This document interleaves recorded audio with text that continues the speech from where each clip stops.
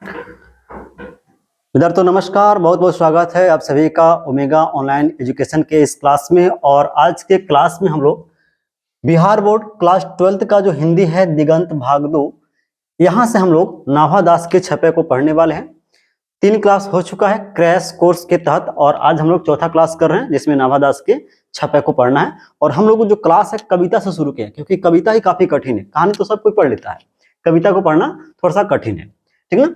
तो नाभा दास के छपे को पढ़ने वाले हैं। अब सबसे पहले बात आती है कि छपे मीन्स क्या, छपे का मतलब होता क्या है। देखिए, छपे का मतलब कोई भी ऐसा कविता जिसमें 6 पंक्ति हो। कितनी पंक्ति हो बाबू? तो 6 पंक्ति, मतलब 6 लाइन दिया गया हो कविता में, ठीक ना। ठीक है, याद रखिएगा छपे में कितना पंक्ति होना चाहिए। छपे के जो कविता होगा उसमें मात्र 6 पंक्ति का एक कविता बनेगा। तो छपे लिखे थे नाभा दास। कौन लिखे थे? तो एक कवि का नाम है बाबू नाभा दास, ठीक ना। और नाभा दास का जो जन्म है, ये जन्म हुआ कब था? तो नाभा दास का जो जन्म है ये 1570 में हुआ था। कितने में हुआ था? 1570 में। और 1570 में हुआ था, लेकिन ये एकदम सही डाटा नहीं है, ये अनुमान है। क्या है? अनुमान है कि माना जाता है कि लगभग 1570 के आसपास नाभा दास का जन्म हुआ होगा, क्योंकि ओरिजिनल बातें यहाँ पे नहीं है। फिर बात आती है कि ठीक है, इनकी निधन कब हुई थी? निधन का मतलब मरे कब थे, मृत्यु कब हुआ था? तो इनकी जो निधन है बाबू, निधन हुआ था, ये है अज्ञात। अज्ञात का मतलब एकदम जानकारी नहीं है कि मरे कब थे, लेकिन ऐसा माना जाता है कि 16वीं शताब्दी यानी 1600 के आसपास इनकी मृत्यु हुई होगी, ये मरे होंगे। तो ध्यान रखिएगा, इनका निधन अज्ञात है, मतलब एकदम सही से जानकारी नहीं है, लेकिन माना जाता है कि 1600 के आसपास इनकी जो है मृत्यु हुई होगी। अब हम बात करते हैं जन्म स्थान। क्या बात करते हैं? जन्म स्थान के बारे में। देखिए, इनका जो जन्म था, नाभा दास जी का जन्म कहाँ पे हुआ था? तो दक्षिण भारत। कौन सा भारत? दक्षिण भारत। देखो, अब है क्या कि जो भारत है ना जी, जो भारत है ना जी, भारत के लगभग देखा जाए कुछ इस तरह से भारत, कुछ इस तरह से जो है भारत है, कुछ इस तरह से भारत है। तो भारत का इधर इसको बोलते हैं नॉर्थ इंडिया, मतलब कि इसको बोलते हैं नॉर्थ इंडिया मतलब उत्तर भारत, इसको बोलते हैं ये वाला एरिया को दक्षिण भारत। तो ऐसा माना जाता है कि जो नाभा दास का जो जन्म हुआ था वो दक्षिण भारत में हुआ था। और चूंकि दक्षिण भारत में इनका जन्म हुआ था नाभा दास का, लेकिन वहां पे पड़ता है अकाल। अकाल मतलब भूखमरी या कोई और दिखते होंगे, तो अकाल पड़ जाता है, जिसके कारण इनकी जो माता थी, माता मतलब मम्मी, इनकी जो मम्मी थी ये कहाँ पे चली जाती हैं? जयपुर में। और यहीं पे प्रवास करने लगते हैं, मतलब यहीं पे रहने लगते हैं लोग।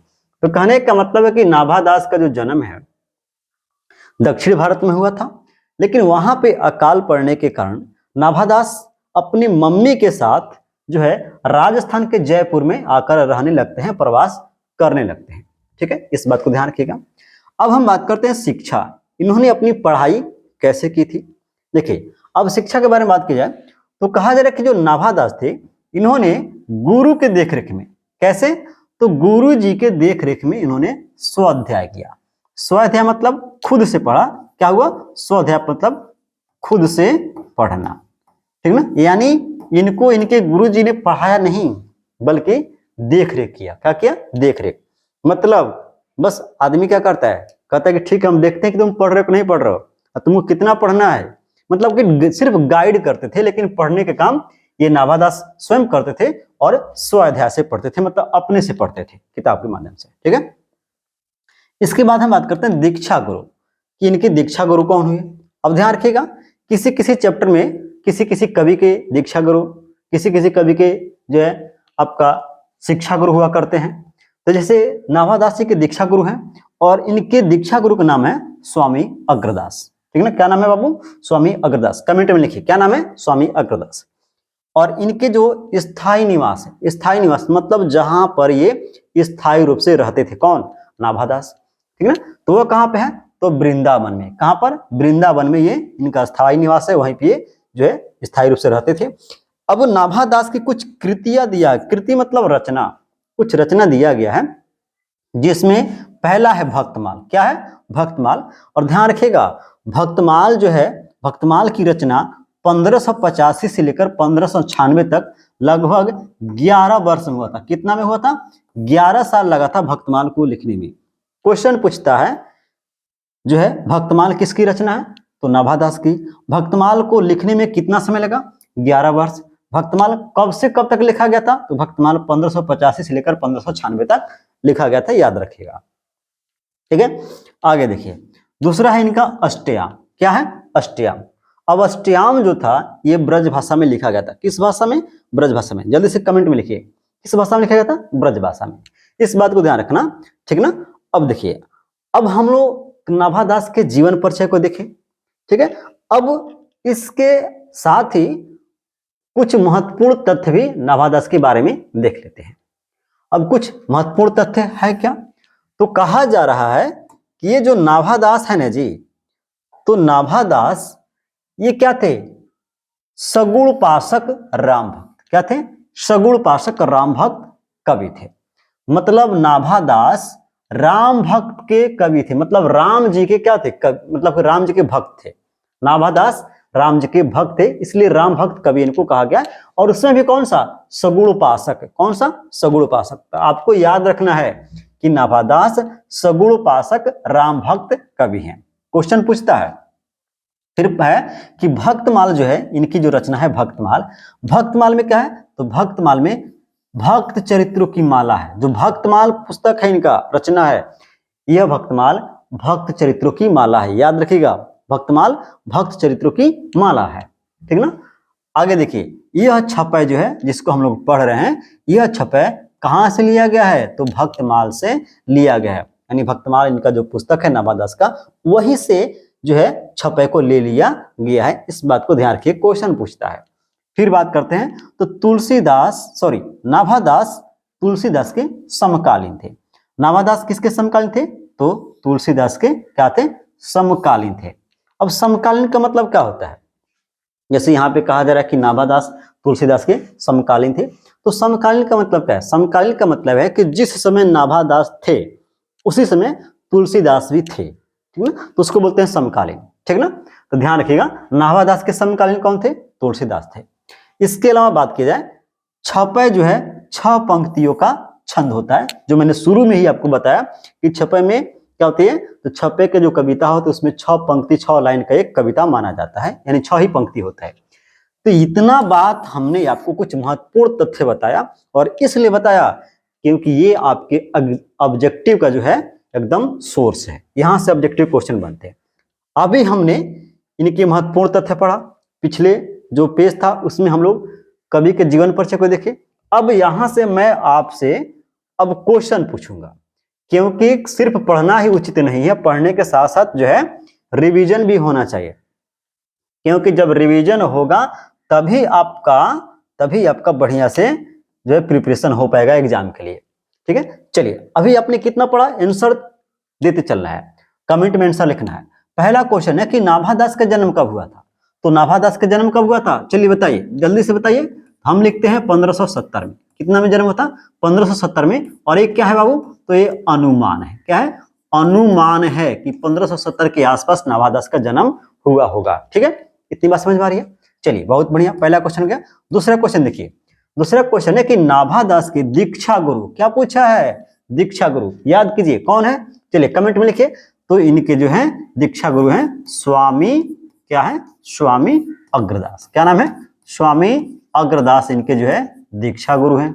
बहुत बढ़िया, बहुत बढ़िया, करे जा आगे चलो। तीसरा, नाभादास का निवास स्थान। निवास स्थान मतलब जहां पे रहते थे। तो नाभादास का जो निवास स्थान था ये क्या था? तो वृंदावन। क्या था? वृंदावन। वृंदावन में ये रहते थे। कौन? नाभादास। याद आ रहा ना जी? चलो बहुत बढ़िया, देखते चलो। अब चौथा क्वेश्चन देखो क्या है। चौथा क्वेश्चन है कि नाभादास का छपय कहां से लिया गया है? बहुत अच्छा क्वेश्चन है, ठीक ना। कहां से लिया गया बाबू? चलो बताओ, बाबू और बबनी दोनों लोग बताओ। तो नाभादास का जो छपय है ना जी, ये लिया गया है कहां से? तो भक्तमाल से। कहां से? भक्तमाल से लिया गया है। याद आ रहा है? याद आ रहा है ना जी? एक एक चीज हम रटवा देंगे मेरे क्लास में अगर सही से क्लास किए तो। पांचवा क्वेश्चन देखिए, नाभादास किसके समकालीन थे? किसके समकालीन थे? अभी मैंने बताया समकालीन का मतलब कि अगर हम जिस समय हैं दूसरा व्यक्ति भी उसी समय है तो समकालीन कहा जाता है। तो नाभा दास के समकालीन कौन थे? तो ये समकालीन थे कौन सा बाबू? तुलसी जी। कौन थे? तुलसीदास इनके समकालीन थे। इतनी बात समझ में आ रही है तो अंगूठा दबाओ, जो है चैनल को लाइक करो, मतलब वीडियो को लाइक करो, चैनल को सब्सक्राइब जरूर करना अगर पहली बार हो क्लास में। तो छपै कितने पंक्ति का छंद होता है? तो छपै से ऐसे स्पष्ट आ रहा है कि इसमें 6 पंक्ति का छंद होता है। तो इसमें रटने वाली क्या चीज है? 6 पंक्ति का छंद होता है। और ध्यान रखिएगा जो लोग क्लास में पहली बार आए हैं वे जो है आपको नोट्स मिलेगा कहाँ पे? तो इसके लिए आपको टेलीग्राम ज्वाइन करना है, Telegram channel omega online education का, ठीक है ना। और इसका लिंक मैं ऑलरेडी वीडियो के डिस्क्रिप्शन में दे दिया हूं, वहां से आप निकाल लीजिएगा, ठीक है ना। वहां से आप ज्वाइन हो जाइएगा, नोट्स वहीं पे मिलेगा। और वहां पे मैं प्रयास करूंगा कि आप लोगों को कुछ क्वेश्चन भी वहां पे देता रहूं। अब हम लोग जीवन परिचय पढ़े, कुछ महत्वपूर्ण तथ्य पढ़े, उससे हम लोग जो है रिलेटेड क्वेश्चन भी किए ताकि हम लोग को बढ़िया से तैयार हो जाए। अब हम शुरू करते हैं नाभादास की जो छवै कविता है इस कविता को। लेकिन इस कविता को पढ़ने से पहले मैं 2 बातें आपको बता दूं कि छपै कविता जो नाभादास के द्वारा लिखा गया है इसमें उन्होंने 2 कवियों के विचार को लिखे हैं। 2 कवि के बारे में जो विचार है उसको लिखे हैं। पहला विचार उन्होंने लिखा कबीर जी के बारे में। नाभादास के छपै में उन्होंने पहले किसके बारे में लिखा है? कबीर जी के बारे में, कि कबीर जी क्या सोचते हैं, ठीक ना, उसके बारे में लिखा है। और फिर दूसरा उन्होंने लिखा है नाभादास ने सूरदास के बारे में, कि सूरदास क्या सोचते हैं, उनकी कविताएं कैसी होती है, ठीक ना। तो नाभादास जो है 2 कवियों के बारे में अपने छपे में लिखा हुआ है। तो चलिए सबसे पहले हम पढ़ते हैं कबीर जी के बारे में कि नाभादास कबीर जी के बारे में क्या लिखे हैं। यहां पे कहा जा रहा है भक्ति विमुख जे धर्म सो सब अधर्म करी गाय। अब देखिए भक्ति तो आप जानते हैं, भक्ति मतलब अपने इष्ट देवता से अपना जो है पूजा पाठ करना, मन लगाना, उनसे ईश्वर को याद करना, इसको भक्ति बोलते हैं। विमुख का मतलब होता है, विमुख का मतलब मुंह मोड़ लेना, मुंह मोड़ लेना या मुंह फेर लेना या उस पर ध्यान नहीं देना। विमुख मतलब ऐसे हम लिख देते हैं मुंह मोड़ लेना, मुंह मोड़ लेना। इसका मतलब समझिए, कहा जा रहा है कि भक्ति विमुख जे धर्म सो सब अधर्म करेगा। मतलब कि जो व्यक्ति भक्ति से क्या होगा? विमुख हो जाएगा, मतलब अपना मुंह मोड़ लेगा।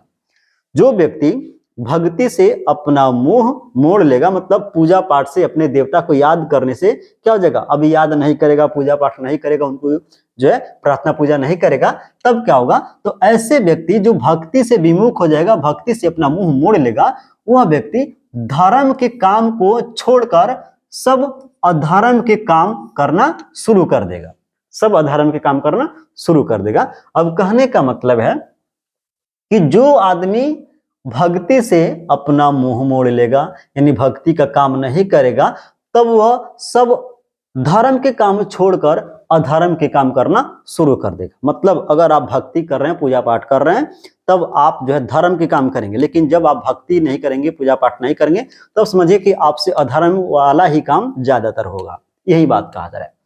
अब इसके साथ ही कहा जा रहा है कि योग यज्ञ व्रत दान, ठीक ना, योग यज्ञ व्रत दान भजन बिनु तुक्ष दिखाए। मतलब जो योग है, यज्ञ मतलब पूजा पाठ, व्रत हो गया जो लोग रखते हैं, दान आप जानते हैं दान किया जाता है। इसके अलावा भजन मतलब पूजा पाठ, वही कीर्तन गाना या उनके जाप करना, भजन हो गया। बिनु तुक्ष दिखाए मतलब, अब पूरे पंक्ति का मैं और समझाता हूं दोनों का। इसका मतलब है कि भक्ति विमुख जे धर्म सो सब अधर्म करी गाय। मतलब कि जो व्यक्ति भक्ति से अपना मुंह मोड़ लेगा, भक्ति से मुंह फेर लेगा, वह व्यक्ति धर्म के काम को छोड़कर अधर्म के काम करना शुरू कर देगा। और ऐसे जो व्यक्ति करेगा उसके बदले में, मतलब भक्ति से मुंह फेर कर अगर वह कोई योग कर रहा है या यज्ञ पूजा पाठ कर रहा है, व्रत कर रहा है, दान कर रहा है, चाहे भजन कर रहा है, यह सब कुछ तुक्ष दिखाए। क्या है? सब कुछ छोटा है, सब कुछ छोटा है। किसके सामने बाबू? तो भक्ति के सामने। किसके सामने? तो भक्ति के सामने। अब कहने का मतलब है कि जो व्यक्ति भक्ति के मार्ग से अपना मुंह मोड़ लेगा, मुंह फेर लेगा, तब वह व्यक्ति धर्म के काम को छोड़कर अधर्म के काम करना शुरू कर देगा। और जब अधर्म के काम करना शुरू करेगा तब वह भक्ति के स्थान पर चाहे कितना भी योग यज्ञ मतलब कि जो है जग कर ले, व्रत कर ले, दान कर ले, भजन कर ले, यह सब कुछ भक्ति के सामने छोटा है। वो भक्ति का मुकाबला नहीं कर सकता है और वह आदमी अधर्म के काम में ही लगा रहेगा। ठीक ना, ये बात हो गई इसका अर्थ। लेकिन मान लीजिए कि मैंने आपको अर्थ तो समझा दिया, हमेशा याद रहेगा नहीं, लेकिन अगर यह पंक्ति अगर आपके एग्जाम में आ गया और लिख दिया कि इसका भावार्थ समझाइए, तब क्या होगा? क्योंकि आपके एग्जाम में देता है कविता का लाइन और कहता है कि इसका भावार्थ समझाइए, तब आपको क्या लिखना पड़ेगा? तो सेम चीज मैंने जो लिखा वैसा ही आपको लिखना पड़ेगा। अब देखिए, यहां से आपको शुरू करना है। लिखिएगा कि प्रस्तुत पंक्तियां नाभादास द्वारा रचित भक्तमाल से लिया गया है। मतलब कि ऊपर की जो पंक्तियां हैं, जो लिखा गया है, प्रस्तुत किया गया है, यह नाभादास के भक्तमाल से लिया गया है। ठीक है ना, इतना तो आपको बिल्कुल लिखना ही पड़ेगा याद करके। ठीक है ना, इतना लिखना पड़ेगा, क्योंकि बताना पड़ेगा कि ये जो पंक्ति है कहां से लिया गया, किसके द्वारा रचा गया है, तो इतना लिखिएगा। इसके बाद लिखिएगा जिसके माध्यम से नाभादास कबीर वाणी की विशेषता पर प्रकाश डाला है। और कवि कहते हैं कि मतलब नाभादास कहते हैं कि जो व्यक्ति, मतलब कि कबीर जी के बारे में, कि कबीर जी कहते हैं कि जो व्यक्ति भक्ति से विमुख हो जाता है, मतलब भक्ति से अपना मुंह फेर लेता है, वह अधर्म के कामों में विलिप्त हो जाता है, मतलब कि अधर्म के काम में लग जाता है और व्यक्तियों की तरह कार्य करता है, और जो अधर्म करने वाले जो व्यक्ति हैं उनकी तरह काम करता है। और कबीर ने भक्ति के अतिरिक्त अन्य सभी क्रियाओं को, जैसे आप पूजा पाठ कीजिए, यज्ञ कीजिए, व्रत कीजिए, दान कीजिए या भजन कीजिए, सब कुछ भक्ति के सामने छोटा है, उसकी मुकाबला नहीं कर सकता है। ठीक ना, तो इतनी बात आपको समझ में आ रही है। पहला पंक्ति को मैंने इसलिए, इस लाइन को मैंने इसलिए इतने बेहतर से समझाया क्योंकि अगर मान लीजिए कि इस तरह का अगर पंक्ति आ जाता है तब आप कैसे जो है एग्जाम में लिखिएगा। ठीक है, तो आपको यहां से यहां तक तो आपको समझिए लिखने का तरीका आना चाहिए, उसके बाद अपने हिसाब से आप लिख सकते हैं। अब चलिए, अब हम बात करते हैं जो है अगला लाइन पे। अगला लाइन है कि हिंदू पूरक प्रमाण रमैनी शब्दी साखी पक्षपात नहीं वचन सभी के हित की भाषे। अब कहा जा रहा है, नाभादास कहते हैं कि कबीर जी हिंदू पूरक प्रमाण रमैनी, मतलब कि नाभादास कहते हैं कि जो कबीर जी हैं, ये कबीर जी हमेशा जो है हिंदुओं के लिए पूरक, हिंदुओं के लिए या मुसलमानों के लिए पूरक और प्रमाण रमैनी शब्दी साखी, मतलब जो है सबके प्रमाण, प्रमाण का मतलब प्रमाण, साक्ष्य या सबूत।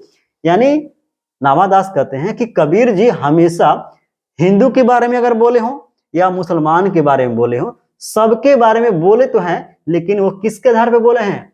प्रमाण, मतलब प्रमाण के आधार पर, साक्ष्य के आधार पर, सबूत के आधार पर बोले हैं।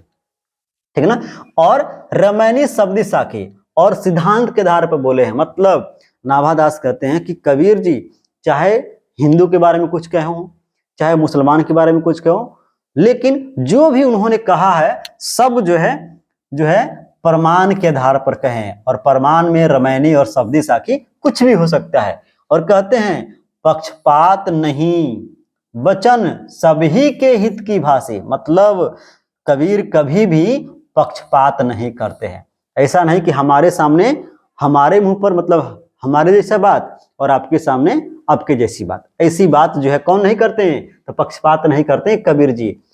पक्षपात नहीं वचन, मतलब पक्षपात वाली बात वो कभी बोलते नहीं, सभी के हित की भाषा, और जो भी बोलते हैं वो सबके हित के बारे में बात करते हैं कि कौन किसके लिए अच्छा है, कौन किसके लिए खराब है। ठीक है, ये सबके हित के बारे में बात करते हैं कौन? आपके जो है कबीर जी। तो नाभादास कहते हैं कि कबीर ने हमेशा हिंदू और मुसलमान के बारे में प्रमाण और सिद्धांत के आधार पर बात की है, मतलब सबूत और सिद्धांत के आधार पर बात की है। उन्होंने कभी भी पक्षपात नहीं किया। कबीर ने कभी भी मुसलमान या हिंदू के संबंध में या उनके बारे में कभी पक्षपात नहीं किया, और जो भी बात की है हमेशा सब व्यक्ति के हित के बारे में बात की है। ठीक ना, तो मेरे ख्याल से दोनों पंक्ति आपको क्लियर है कि जो कबीर जी क्या कहना चाहते थे।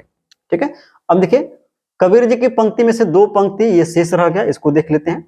और यहाँ पे कहा जा रहा है आरूढ़ दशा है। दशा मतलब वही, दशा मतलब स्थिति, और आरूढ़ आरूढ़ मतलब सवार है जगत पे, मतलब जगत मतलब संसार। इस संसार में जो दशा है, स्थिति है, वो क्या है? आरूढ़ है।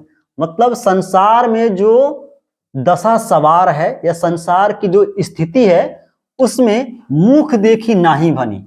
संसार में जो स्थिति आज की चल रही है, ठीक ना, इस संसार में कबीर कभी भी मुख देखी मतलब मुंह देखकर, भनी मतलब कहना, भनी मतलब कहना, तो मुंह देखकर बात नहीं कही है। ठीक ना। नवादास कहते हैं कि आज के जो संसार में जो स्थिति चल रही है, इस स्थिति को देखते हुए कबीर ने कभी भी किसी भी व्यक्ति के मुंह को देखकर कुछ नहीं कहा है। ठीक ना। कबीर कानी राखी नहीं। जो कबीर हैं, कबीर कानी, कानी का मतलब, काने का मतलब एक आंख से देखना, कानी मतलब एक आंख से देखना। तो कबीर कानी राखी नहीं, मतलब कभी भी जो कबीर जी हैं वो कानी मतलब एक आंख से नहीं देखते। एक आंख से देखने का मतलब क्या है? पक्षपात करना। ठीक ना।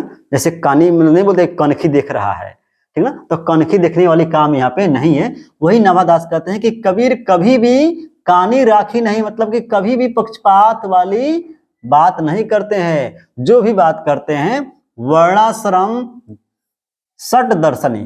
कैसे? तो वर्णाश्रम सट दर्शनी मतलब जो आपके 6 दर्शन है, जो 6 दर्शन है, कितने दर्शन है? 6 दर्शन है। और इसके अलावा जो आपका 4 आश्रम है, वर्णाश्रम मतलब 4 आश्रम है, उन 4 आश्रम के आधार पर क्या है सब? तो दर्शन और आश्रम जो है ये हमारी जो ग्रंथ पुस्तक है, इसके आधार पर उन्होंने जो बातें कही है वो कही है। अब इसको ऐसे समझिए, दोनों पंक्ति का मतलब कि नवादास लिखते हैं कि कबीर जी बताते हैं कि आज के समय में इस संसार में जो स्थिति चल रही है, उस स्थिति को देखते हुए कभी भी कबीर जी किसी को मुंह देखकर नहीं कहा है। ठीक ना। और कभी भी उन्होंने कानी राखी नहीं, मतलब तिरछी, मतलब कि पक्षपात वाली बात नहीं कही है। जो भी बात कही है वह 4 वर्ण और 6 दर्शन के हिसाब से कही है। और ये 4 वर्ण और 6 दर्शन हमारे धार्मिक पुस्तकें हैं और जो साक्ष्य के रूप में माना जाता है, सबूत के रूप में माना जाता है। ठीक ना। तो नवादास कहते हैं कि कबीर ने कभी भी मुख देखी बात नहीं की है, कभी भी कही सुनाई बातों को महत्व नहीं दिया। उन्होंने हमेशा आंखों देखी बात की है। कैसे? आंखों देखी बात की है। ठीक ना। और कबीर ने 4 वर्ण, कितने वर्ण? 4 वर्ण, 4 आश्रम और 6 दर्शन के अलावा किसी को महत्व नहीं दिया। मतलब यही 4 वर्ण कौन सा? जिसमें आते हैं पंडित, वैश्य, पंडित, क्षत्रिय, वैश्य, शूद्र, इन 4 वर्ण, 4 आश्रम और 6 दर्शन को सबूत बनाकर तब उन्होंने जो कुछ ही बात कही है, ठीक ना, उसमें लिखा गया है। चलिए अगला, अब देखिए यहां तक हम लोग पढ़ लिए हैं। अभी तक हमने पढ़ा कबीर जी के बारे में। अब हम लोग पढ़ेंगे सूरदास के बारे में। किसके बारे में? सूरदास के बारे में, कि नाभादास सूरदास जी के बारे में क्या सोचते हैं और क्या लिखते हैं। तो कहा जा रहा है कि सूरदास के बारे में उक्ति चौज, उक्ति, उक्ति मतलब युक्ति, युक्ति मतलब युक्ति, और युक्ति क्या होता है? युक्ति मतलब तरीका। उक्ति का मतलब युक्ति और युक्ति मतलब होता है तरीका। ठीक है ना। और चौज का मतलब प्रकाश, चौज मतलब प्रकाश। तो कहा जा रहा है कि उक्ति चौज अनुप्रास वर्ण अस्थिति अति भारी। मतलब सूरदास जी का जो कविता होता है, उनकी कविता में जो है अलग अलग जो है क्या होता है? युक्ति होता है, मतलब अलग अलग जो है तरीके होते हैं। और इसमें इनकी कविता में एक प्रकाश होता है, एक तेज होता है, एक चमक होती है। अब प्रकाश की जगह पे चमक लिखिए, ज्यादा फायदा रहेगा। क्या होता है? चमक। तो सूरदास जी के जो कविता होता है, उस कविता में युक्ति मतलब तरीके होते हैं, उसमें चमक देखने को मिलता है कविता में। और इनके कविता में अनुप्रास होते हैं और जो भी वर्ण होता है, वर्ण का मतलब जो शब्द कविता में लिखा जाता है, तो वहां पे जो वर्ण इन्होंने रखते हैं उसकी जो स्थिति होती है अति भारी, मतलब गहरे गहरे अर्थ वाले शब्द होते हैं, वाले शब्द। कहने का मतलब है कि नाभादास बताते हैं या लिखते हैं कि सूरदास जी के जो कविता होता है उस कविता में अलग अलग तरह के युक्ति मतलब तरीके होते हैं, उनके कविता में चमक होती है, उनके कविता में अनुप्रास पाया जाता है, उनके कविता में वर्ण जो होते हैं, अक्षर जो होते हैं, उसकी स्थिति जो है कैसी होती है, तो गहरे अर्थ वाले वर्ण होते हैं। मतलब सूरदास अपने कविता में ऐसे ऐसे शब्द को डालते हैं जिसका अर्थ क्या हो, गहरा अर्थ निकले, ऐसे कविता को लिखते हैं, ऐसे शब्द को डालते हैं। और वचन प्रीति निर्वही अर्थ अद्भुत तुकधारी, और कहा जा रहा है कि जो बात सूरदास लिखते हैं, ठीक ना, इसमें क्या होती है, इसमें प्रीति मतलब प्रेम होता है, इनकी कविता में प्रेम होता है, प्रेम झलकता है, ठीक ना, प्रेम झलकता है। और अर्थ जो होते हैं, अर्थ अद्भुत, अद्भुत मतलब बहुत ही अच्छा, और क्या होता है, तुकधारी, क्या होता है, तुकधारी होती है इनकी कविताएं, ठीक ना। तुकधारी का मतलब क्या होता है, तुकधारी का मतलब होता है जहां पे कविता का अंतिम जो शब्द होते हैं उसमें मिलता है, ठीक ना, क्या होता है, शब्द मैच करते हैं, अक्षर मैच करते हैं। जैसे देखिए अति भारी तुकधारी, तो भारी तुकधारी, भारी धारी, भारी धारी, ठीक है, इसको बोलते हैं तुकधारी या तुकबंदी, ठीक ना। ठीक ना, जैसे मान लीजिए यहीं पे अगर मैं बात करूं, यहीं पर इसे मैं बात करूं तो यहां पे देखिए भनी दर्शनी, तो नी ये क्या है, तुकबंदी है, ठीक ना। तो यहां पे जो है बताया जा रहा है कि सूरदास की जो कविताएं होती हैं इसमें जो अर्थ होते हैं अद्भुत तुकधारी होता है, मतलब तुकबंदी होता है, ठीक ना। तो अब कहा जा रहा है कि जो सूरदास जी की जो कविताएं होती हैं, इनके कविता में अलग अलग तरीके होते हैं, कविता में इनके जो है चमक होता है, इनके कविता में अक्सर अनुप्रास देखने को मिलता है, जो शब्द का ये प्रयोग करते हैं, वर्ण का प्रयोग करते हैं, वह वर्ण का जो अर्थ है वह गहरा निकलता है, अति भारी हो जाता है अर्थ, ठीक ना। और जो बात बोलते हैं उसमें प्रेम झलकता है, प्रीति मतलब प्रेम झलकता है। और इनकी जो कविता होती है उसका अद्भुत तुकधारी देखने को मिलता है, मतलब कविता में तुकबंदी होता है, ठीक ना, क्या होता है, तुकबंदी होता है। अब समझते हैं कि नाभादास कहते हैं कि सूरदास की कविताएं युक्ति, चमत्कार, वही चमक मैंने बताया था, चमत्कार, अनुप्रास, वर्ण से भरी हुई होती है। मतलब कि सूरदास की जो कविता होती है उस कविता में युक्ति देखने को मिलता है, मतलब तरीका देखने को मिलता है, चमत्कार मतलब चमक देखने को मिलता है, अनुप्रास देखने को मिलता है, जो वर्ण होते हैं, शब्द होते हैं, उसका अर्थ जो है क्या होता है, गहरा होता है। सूरदास की कविताएं लयबंद होती है, वही तुकधारी मतलब लयबंद होती है, और संगीतकात्मक होता है, का मतलब जिसको गाया जा सके। सूरदास अपनी कविता की शुरुआत जिन प्रेम भरे, प्रीति मतलब प्रेम भरे शब्दों से करते हैं, उसका अंत भी उन्हीं वचनों से करते हैं। मतलब सूरदास जिस अच्छे अच्छे शब्दों से, प्रेम वाले शब्दों से अपनी कविता का शुरुआत करते हैं, वैसे प्रेम वाले शब्दों से ही अपनी कविता को खत्म भी करते हैं। तो मेरे ख्याल से बाबू और बबनी लोग, इतना तो आपको समझ में आ रहा है, ठीक ना, समझ में आ रहा है। तो वीडियो को जो लोग लाइक नहीं किया, लाइक करना, और क्लास को छोड़कर नहीं जाना है, बिल्कुल लास्ट तक देखना है। और मेरी गारंटी है कि कविता तो आपको एकदम हलवा लगने लगेगा, ठीक है ना, और क्वेश्चन आप तो टपाटप सही कीजिएगा, ठीक है ना।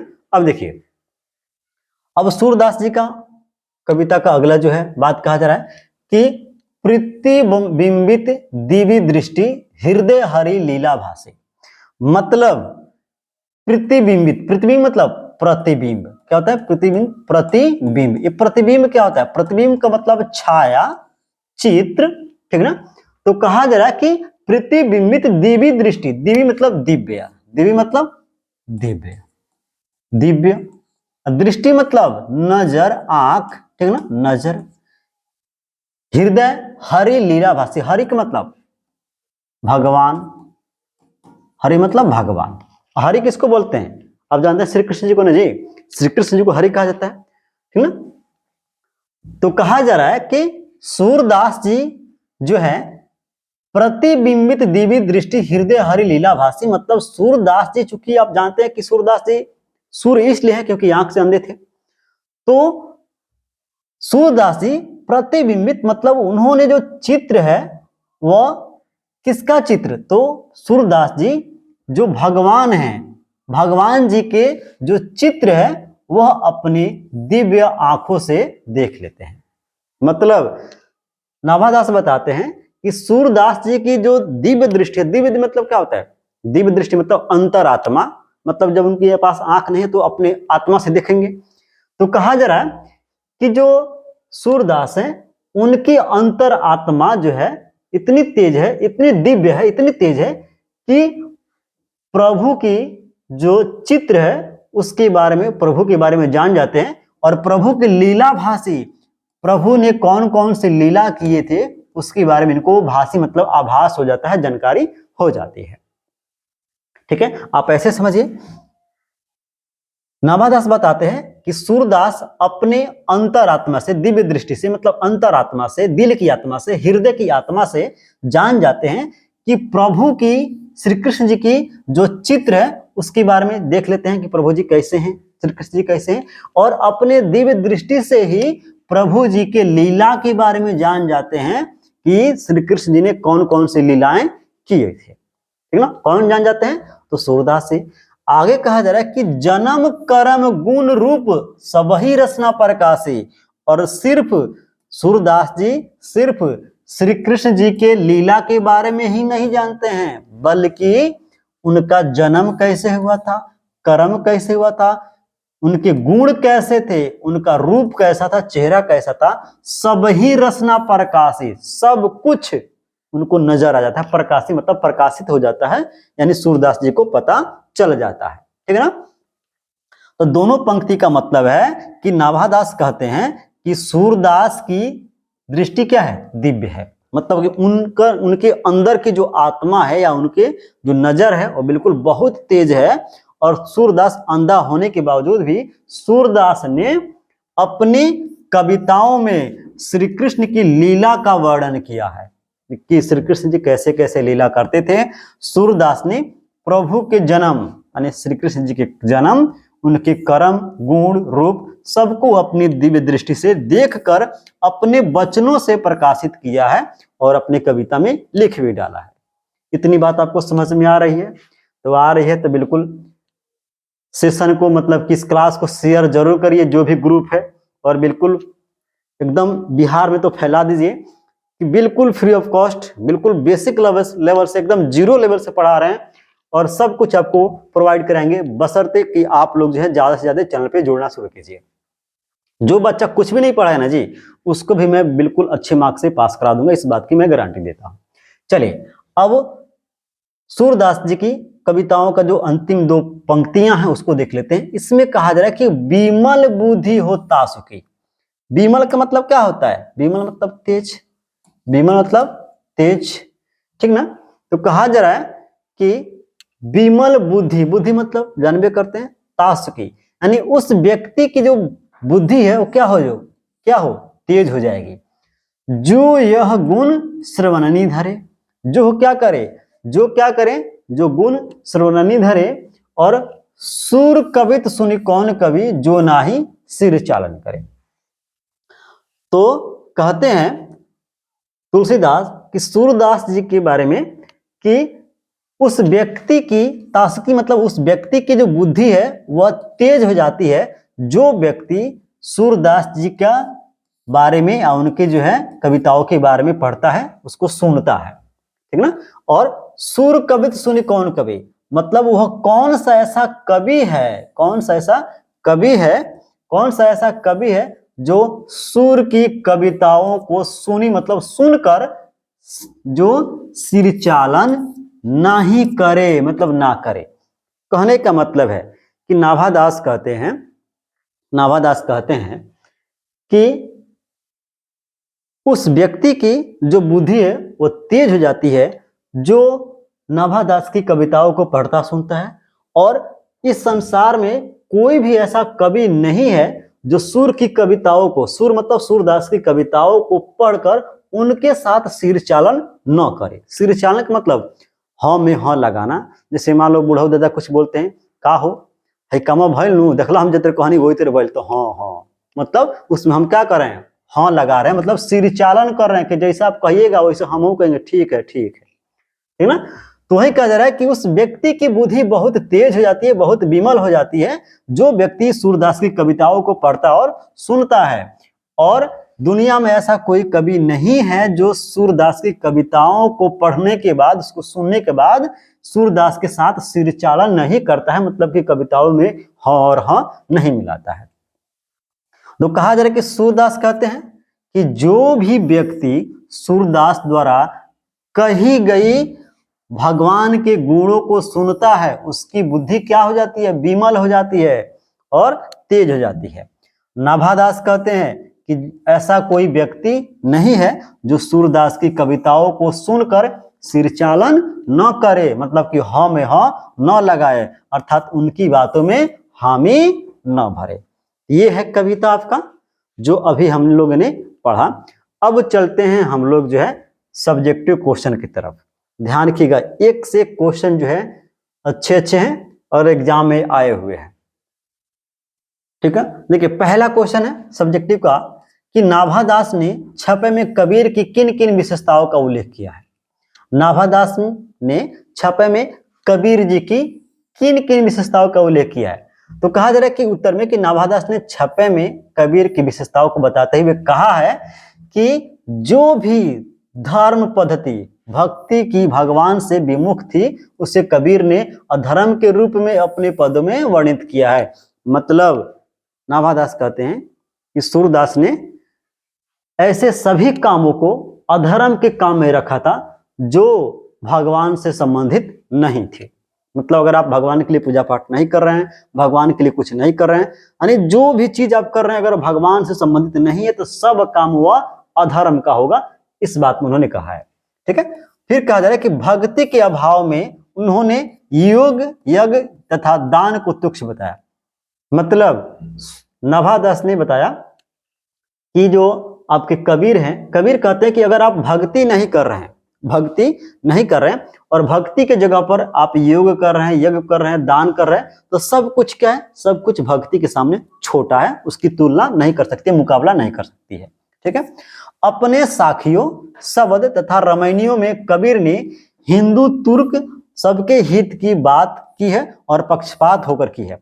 मतलब उन्होंने जो कुछ भी तुर्क मतलब कि हिंदू तुर्क लिखा, शब्दी साखी लिखा, रामायणी लिखा कबीर ने, तो सब में क्या है, पक्षपात होकर बातें कही है, किसी के मुंह को देखकर बात नहीं कही है कि फलानवा ऐसा है चिलनवा वैसन है, ठीक है ना। आगे देखिए, उन्होंने इस संसार की दशा का स्वयं संज्ञान करके बातें कही है और किसी की मुंह देखी बात नहीं कही है। मतलब कबीर ने अपनी आंखों से देखा है, आंखों से देखा है कि दुनिया में क्या हो रही है, और फिर देखने के बाद उन्होंने जो है चीजें को लिखा है, समझा है, लेकिन किसी को मुंह को देखकर बातें नहीं की है।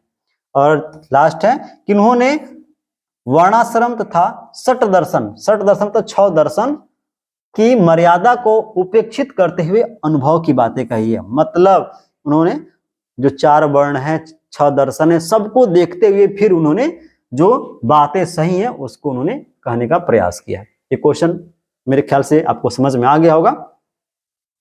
अगला क्वेश्चन देखिए, अगला क्वेश्चन है मुंह देखी नाही भनी का क्या अर्थ है, कबीर पर यह कैसे लागू होता है। तो मुंह देखी नाही भनी, मुंह मतलब मुंह देखकर ना कहना, तो मुंह देखी नाही भनी का अर्थ है कि कबीर ने किसी की बात नहीं की है, यह कबीर पर लागू होता है क्योंकि उन्होंने समाज का स्वयं की दृष्टि से पक्षपात रहित होकर निरीक्षण किया है। मतलब कबीर ने किसी को मुंह के देखकर नहीं किया कि फलाना आदमी ऐसा है और वो आदमी वैसा है। उन्होंने जो कुछ भी कहा है अपने दृष्टि से, मतलब आंखों से देखकर, और पक्षपात रहित मतलब पक्षपात किए बिना उन्होंने जो है बातें लिखी हैं। उन्होंने अपने अनुभव के सत्य को ही उन्होंने किसी अन्य ज्ञान की स्रोत की अपेक्षा ज्यादा विश्वसनीय मानते हुए अपनी बात कही है। मतलब कबीर कहते हैं कि किसी के कान से सुनकर वह फिर हमको कहे ये अच्छा नहीं है, कहीं लिखा हुआ पढ़े, उससे अच्छा है कि हम अपने आंख से जो देखेंगे वही लिखेंगे वही कहेंगे, और किसी के बातों पर विश्वास हम नहीं करेंगे, जो करेंगे एकदम सत्य रूप से करेंगे। तो ये आपका मुंह देखी नाई भनी का अर्थ है, जो कबीर पर लागू कैसे होता है इसको हमने समझाने का प्रयास किया। आगे देखिए, तीसरा नंबर क्वेश्चन है कि अर्थ स्पष्ट करें। देखिए इस तरह के क्वेश्चन आपके एग्जाम में पूछे जाते हैं और पूछे गए हैं। अर्थ स्पष्ट करना है। पहला अर्थ क्या है? सुर कवित सुनि कौन कवि जो नहीं सिर चालन करे। मतलब कहा जा रहा है कि कौन ऐसा कवि है कि सूरदास की कविता को सुनने के बाद उनके साथ सुरचालन नहीं करता है, मतलब उनकी हाँ में हाँ नहीं लगाता है।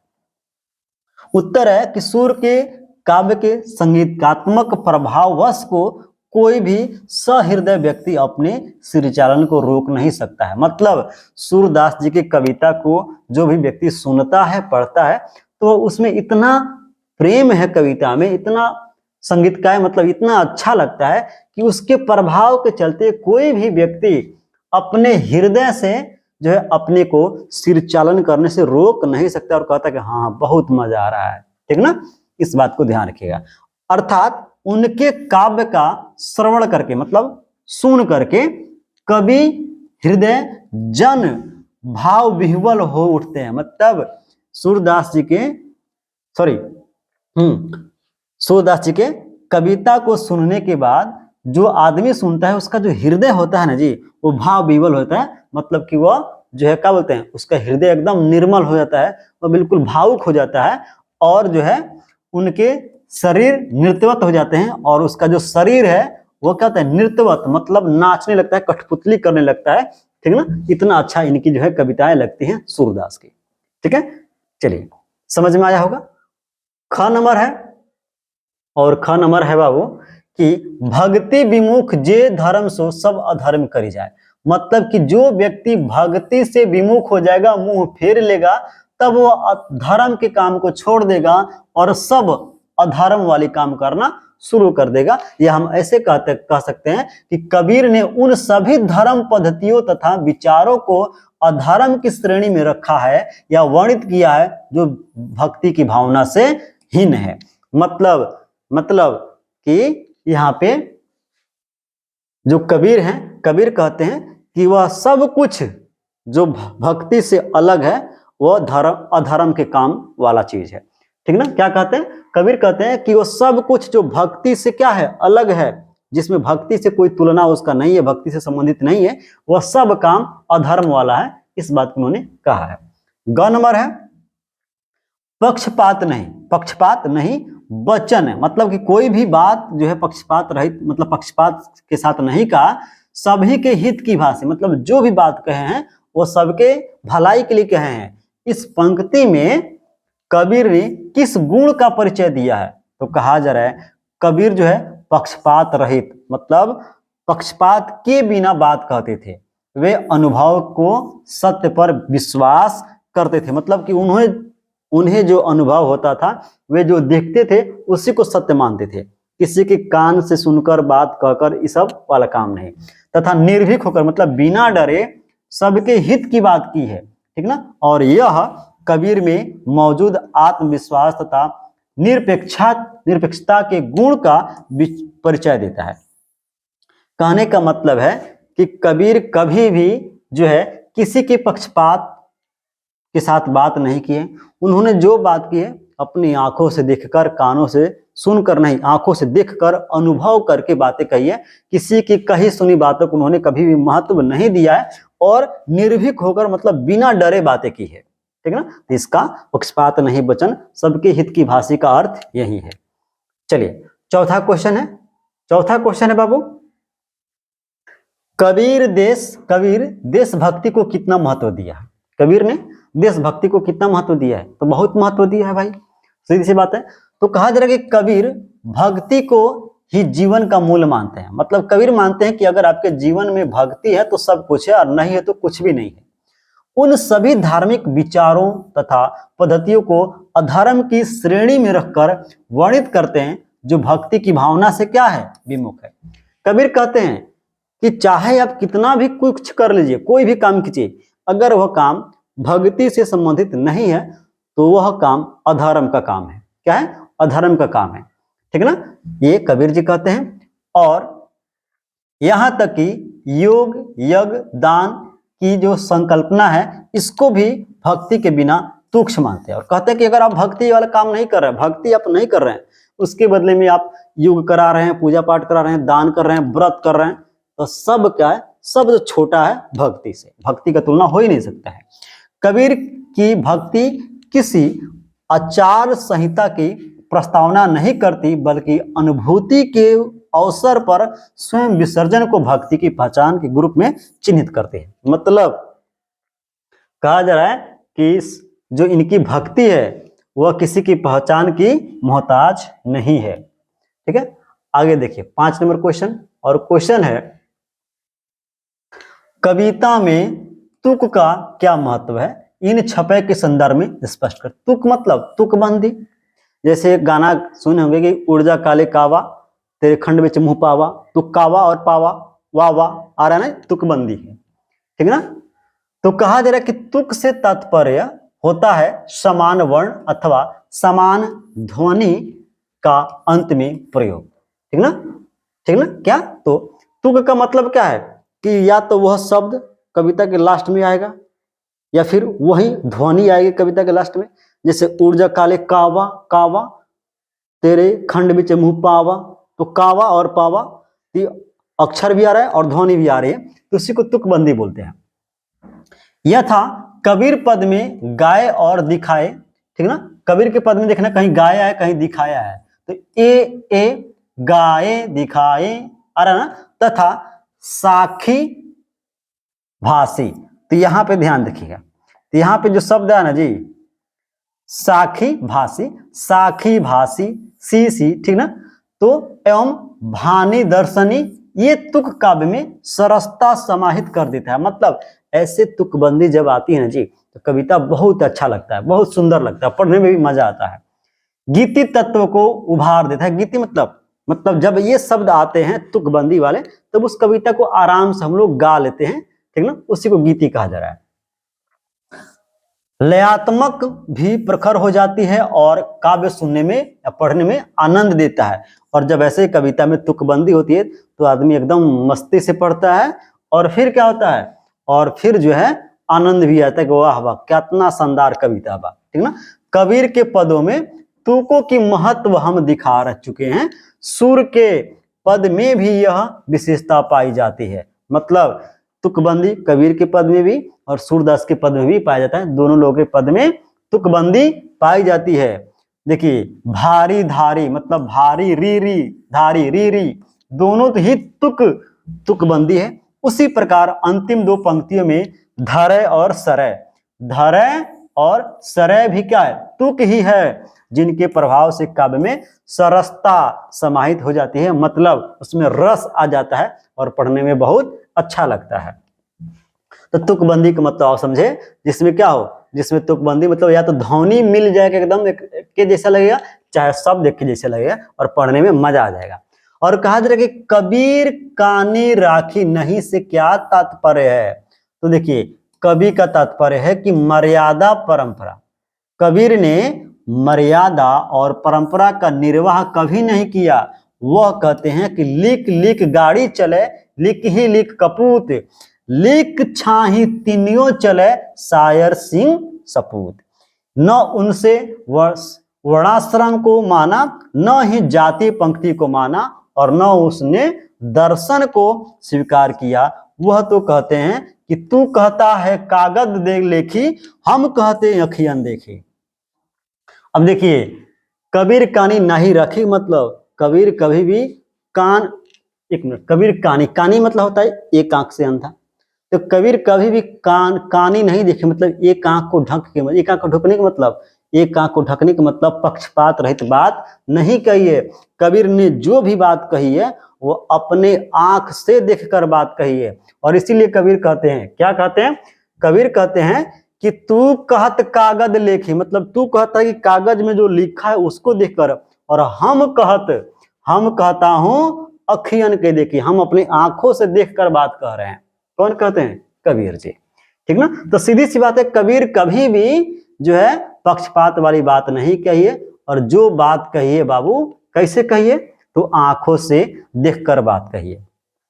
सब्जेक्टिव खत्म, कविता खत्म, कवि का जीवन परिचय खत्म। अब यहां से क्लास शुरू होती है किसका? तो यहां से क्लास शुरू होती है आपकी ऑब्जेक्टिव का, और ताबड़तोड़ 27 क्वेश्चन करने वाले हैं, और एकदम धुआं कर देना है, एक एक क्वेश्चन सही करना है आप लोगों को। और बिल्कुल आप लास्ट में बताइएगा कि 27 क्वेश्चन में से कितने क्वेश्चन आपके सही हो रहे हैं। चलिए, पहला क्वेश्चन क्या है? नाभादास किस काल के कवि थे? किस काल के कवि बताइए? नाभादास किस काल के कवि हैं? भक्ति काल के, रीति काल के, वीर गाथा काल के, या भारतेंदु काल के? तो ध्यान रखिएगा, नाभादास किस काल के हैं? ध्यान रखिएगा, भक्ति काल के। क्या है बाबू? भक्ति काल के। ठीक ना? पहला क्वेश्चन का आंसर क्या हो जाएगा? भक्ति काल। चलो ध्यान दे, आंसर देते रहो। चलिए अगला क्वेश्चन क्या है?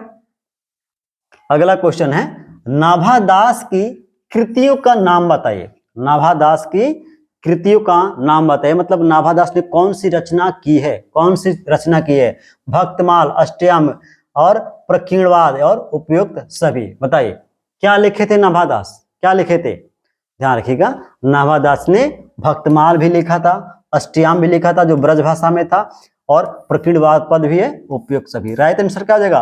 राइट आंसर हो जाएगा आपका ऑप्शन जो है डी नंबर, बिल्कुल सही है। चलिए बहुत बढ़िया, बिल्कुल डी हो जाएगा। अगला क्वेश्चन देखिए, अगला क्वेश्चन है थर्ड नंबर, नाभादास किसके शिष्य थे? बहुत बढ़िया क्वेश्चन है, धुआंधार है, धुआं कर दीजिए। तुलसीदास के, रामानंद के, इसके अलावा स्वामी अग्रदास के और महादास के। चलो बताओ, नाभादास किसके शिष्य पूछा है? किसके शिष्य थे? किसके चेला थे? तो स्वामी अग्रदास के चेला थे। किसके? स्वामी अग्रदास जी के चेला थे। ऑप्शन क्या हो जाएगा? ऑप्शन सी बिल्कुल सही उत्तर है। चलिए, अच्छा लगता हो तो लाइक शेयर सब्सक्राइब जरूर कीजिएगा जो लोग नए हैं। और ठीक है, चलिए, छपै शीर्षक कविता के रचयिता कौन? रचयिता मतलब लिखने वाला कौन है? ये बाबू बताओ, कि हो नाभादास की, सूरदास की, कबीरदास की, तुलसीदास के लिखले व छपै? तो अभी तो हम लोग चिल्लाते आ रहे हैं कि नाभादास लिखे हैं। कौन लिखे हैं? छपै कविता कौन लिखे हैं? कौन लिखे हैं?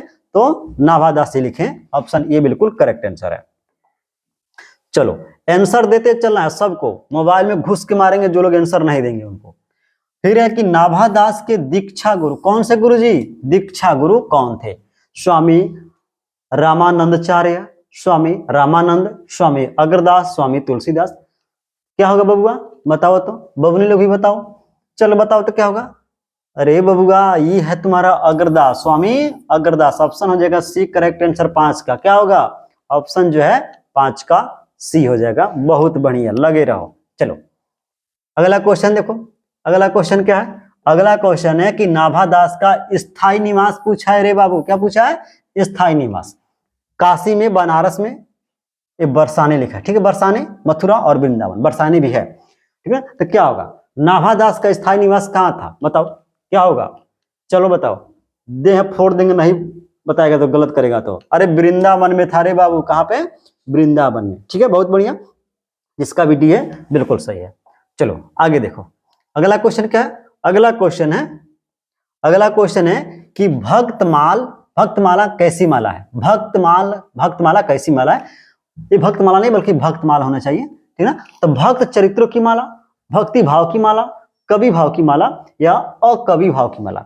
मैंने, याद करो, परिचय के बाद कराया था, उसमें बताया था कि भक्तमाल क्या है? तो भक्तमाल जो है भक्त चरित्रों की माला है। ऑप्शन तो ये बिल्कुल सही हो जाएगा। ठीक है, अभी देखो घंटा बज गया, ये बता रहा है कि कुछ वजह है। ठीक है, और मन लगा के पढ़ो, जब तक ये बज रहा है तब तक हम लोग भी कुछ बतिया लें, थोड़ा मूड फ्रेश हो जाएगा। चलो ये क्या हो जाएगा? 7 का ऑप्शन ए है, भक्त चरित्र की माला। ठीक है ना, क्या हो जाएगा? 7 का तो ऑप्शन ए बिल्कुल सही है। चलो आगे देखो, अगला क्वेश्चन देखो। हाँ, अगला क्वेश्चन टंटना के खत्म हो गए। आगे देखिए, छपै कैसा छंद है? छपै कैसा छंद है? छपै एक छंद है जो छापा जाता है, छपा एक छंद है जो 6 पंक्तियों में गेय होता है, मतलब जिसको गाया जा सकता है। छपा एक छंद है जो 36 पंक्ति, भगवान हो भगवान, छपा एक छंद है जो गेय है। अरे देखो छपय क्या है, हम शुरू में बताए हैं कि छपय जो है क्या है, तो छपय जो है क्या है, एक ऐसी पंक्ति है जिसको गाया जा सकता है, गेय है, और जिसमें क्या है 6 पंक्ति। कितना पंक्ति बाबू, 6 गो लाइन, ठीक ना। तो ऑप्शन क्या हो जाएगा, बी करेक्ट आंसर हो जाएगा। ठीक है, चलो आगे देखो, आगे देखो, आगे क्या है, भक्तमाल में ये कैसे हो का हो गया हो। चलो 9वां क्वेश्चन, 1 मिनट, हाँ 9 क्वेश्चन है, ठीक ठीक ठीक, ओके ओके ओके। क्वेश्चन है कि भक्तमाल में कितने छपय है, बताइए भक्तमाल में कितने छपय है, 314, 315, 316, 317, कितना छपय है भक्तमाल में, बताओ। 9 का आंसर क्या हुआ, वेट कर रहे हैं, देखते हैं किसका आंसर सही आता है। 9 का क्या हो जाएगा जी, बहुत बढ़िया, 9 का आंसर जाएगा सी 316, कितना हो जाएगा 316। 10 नंबर क्वेश्चन देखिए, 10 नंबर क्वेश्चन है, आपके पाठ्यक्रम में किन पर लिखे गए छपय संकलित हैं। मतलब कि अभी हमने जो कविता पढ़ा छपय, इस पर इसमें किस किस कवि के ऊपर लिखा गया है, ठीक ना। सूर कवि, सूर कबीर सूर, सूर तुलसी, तुलसी अग्रदास और छत्तीस स्वामी। तो अभी जी हम लोग पढ़े हैं सूरदास जी के और कबीर के बारे में, ठीक ना। ऑप्शन क्या होगा, ऑप्शन ये बिल्कुल सही है, मतलब सूरदास जी के और कबीर जी के बारे में। तो 10 नंबर का राइट आंसर क्या हो जाएगा, 10 का राइट आंसर आपका ऑप्शन ए हो जाएगा। बहुत बढ़िया। अगला क्वेश्चन है 11 नंबर, सबके हित की वचन कौन कहता है, सूर, कबीर, विद्यापति, जायसी। बहुत बढ़िया, इसमें तो कंफ्यूज हो जाओगे 11 नंबर क्वेश्चन में। सबके हित का वचन कौन कहता है जी, बताओ, देखते हैं किसका आंसर सही आ रहा है। तो सबके हित की बात कबीर जी कहते हैं, ठीक ना, क्या कहते हैं, कबीर जी कहते हैं, राइट आंसर बी हो जाएगा। चलो अगला क्वेश्चन देखो, अगला क्वेश्चन है कि नाभादास का काव्य रचना क्षेत्र था हरिद्वार, काशी, वृंदावन, मथुरा। यानी नाभादास ने कहां पर रहकर काव्य की रचना की थी, क्या हो जाएगा, बताओ। 12 नंबर क्वेश्चन का देखते हैं क्या हो जाएगा 12 का जी, बताओ। हाँ वृंदावन में, कहां पे, तो वृंदा में रह रहे थे, राइट आंसर सी हो जाएगा। अगला क्वेश्चन है, नाभादास की ब्रजभाषा गद्य की रचना कौन सी है। मतलब कि नाभादास की कौन सी ऐसा रचना है जिसमें ब्रज भाषा में लिखा गया है। अष्टयाम, भक्तमाल, श्रीमाल और प्रवीणमाल। याद आ रहा है ना जी, बताओ तेरे क्या होगा, बताए थे हम, तेरा क्या हो जाएगा। अरे अष्टयाम जो है ये ब्रज भाषा में है, अष्टयाम ब्रज भाषा में लिखा गया है, अष्टयाम ब्रज भाषा, ठीक ना। राइट आंसर क्या हो जाएगा, राइट आंसर ऑप्शन ए है, ठीक है। अगला क्वेश्चन देखो, नाभादास की पारिवारिक पृष्ठभूमि किस वर्ण की थी, बताइए। ब्राह्मण, क्षत्रिय, दलित और नौवासी। क्या थे नाभादास, किस परिवार से थे जी, बताओ। ये थे दलित, क्या थे, दलित थे। ऑप्शन हो जाएगा सी बिल्कुल सही उत्तर है। चलो 15 नंबर क्वेश्चन है, सूर की भक्ति किस कोटि की थी, सस्य भाव, सख्य भाव, कांताशक्ति और रागात्मक। क्या था सूर की भक्ति क्या था, बताइए। 15 क्वेश्चन का आंसर दीजिए, ध्यान दे क्या होगा। 15 क्या हो जाएगा, सख्य भाव। ऐसा लग रहा था कि सख्य मतलब शाखा, मतलब मित्र भाव पूर्वक था, ठीक ना। सूर की भक्ति क्या था, मित्र भाव पूर्वक था, ठीक ना। आगे देखिए अगला क्वेश्चन, कबीर के अनुसार अधर्म करने वाले व्यक्ति कौन होते हैं। अज्ञानी, अमर्यादित, भक्ति विहीन और कुकर्मी। बताओ कुकर्मी तुम से कौन कौन है। चलिए पहले तो बताओ आंसर, फिर बताओ कुकर्मी कौन है। 16 नंबर क्वेश्चन के आंसर क्या होगा। अरे 16 का आंसर क्या होगा, तो देखो कबीर के अनुसार अधर्म करने वाले वही व्यक्ति है जो भक्ति विहीन है, मतलब भक्ति से अलग है। जो व्यक्ति भक्ति विहीन है, मतलब भक्ति से वो अलग है या भक्ति में नहीं है, वो अधर्म का काम करता है। राइट आंसर सी हो जाएगा। अब कुकर्मी तो सब कोई है जो क्लास ज्वाइन नहीं कर रहा है, अपने कोचिंग से। अगला देखिए, नाभादास ने सूरदास को किस क्षेत्र में अद्भुत कहा है। रसधारी, तुकधारी, विविधारी और वृत्तधारी। तो नाभादास ने सूरदास को किस क्षेत्र में क्या कहा है? अद्भुत कहा है। 17 का आंसर दीजिए, क्या हो जाएगा 17 का? क्या होगा जी 17 का? तो क्या हो जाएगा? तुकधारी कहा है, मतलब कहा है कि नाभादास जो है, नाभादास बताते हैं कि सूरदास की जो कविता होती है उसमें तुकधारी पाया जाता है। धारी, तुकधारी, तुकबंदी।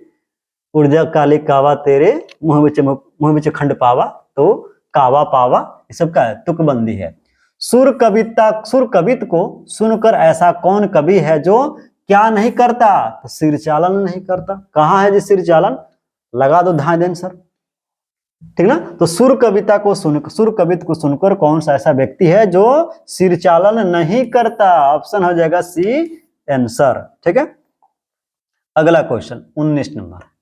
चलो 19 नंबर क्वेश्चन है, भक्तमाल किसकी रचना है? नाभादास, सूरदास, तुलसीदास, कबीरदास। भक्तमाल किसकी रचना है जी बताइए। देखते हैं किसका आंसर आ रहा है। 19 नंबर क्वेश्चन का राइट आंसर बताइए। नाभादास किसकी है? अरे ओ आंसर बता दिए हम, चलो कौन है बात नहीं। भक्तमाल किसकी है? नाभादास की है। और भक्तमाल क्या है? तो भक्त चरित्रों की माला है भक्तमाल, भक्त चरित्रों की माला है भक्तमाल। क्वेश्चन देखिए 20 नंबर, आपकी पाठ्य पुस्तक में नाभादास की कविता को किन दो कवियों के बारे में है? किन दो कवि? तो कबीर और सूरदास, कबीरदास और सूरदास, ठीक है। इन्हीं के बारे में लिखा गया है कि कबीर जी क्या सोचते हैं और सूरदास जी की कविता में क्या होता है। चलिए ऑप्शन हो जाएगा आपका बी।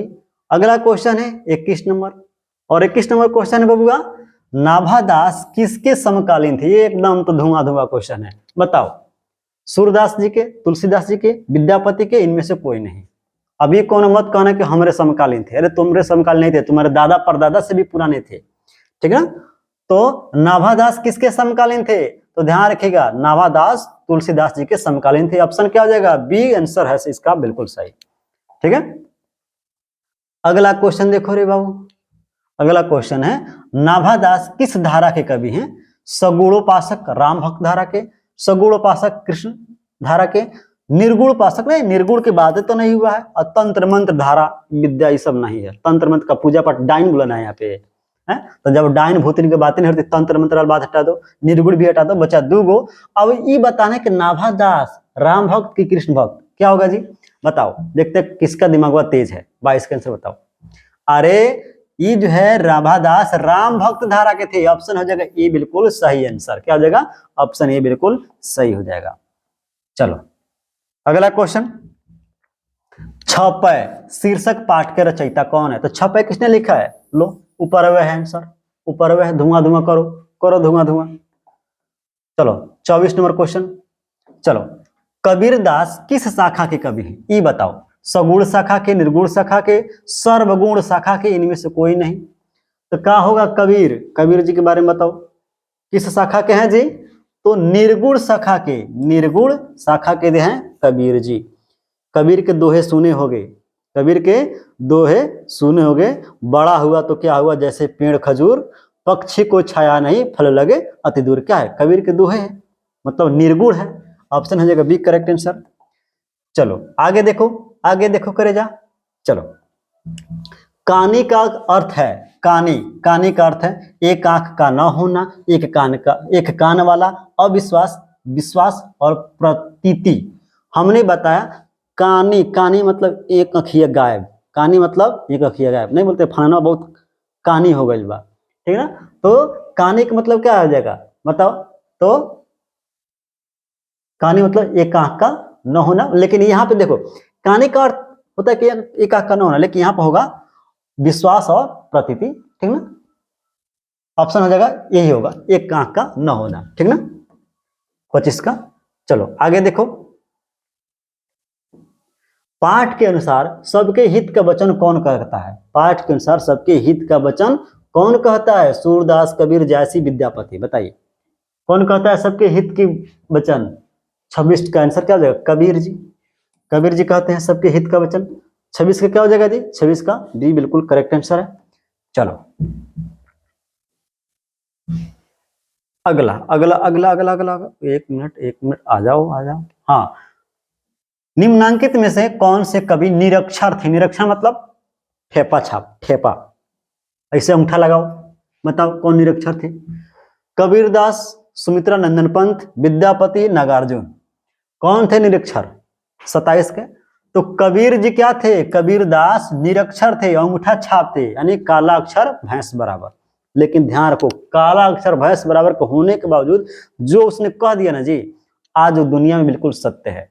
एक एक निर्गुण सुने होंगे, एक एक कथन सुने होंगे कबीर जी के बारे में, इतना जबरदस्त है कि आज भी दुनिया लोहा मानती है। ठीक ना? तो ऐसा नहीं कहना चाहिए कि अंगूठा छाप, लेकिन हम गलती कर दी, कोई बात नहीं।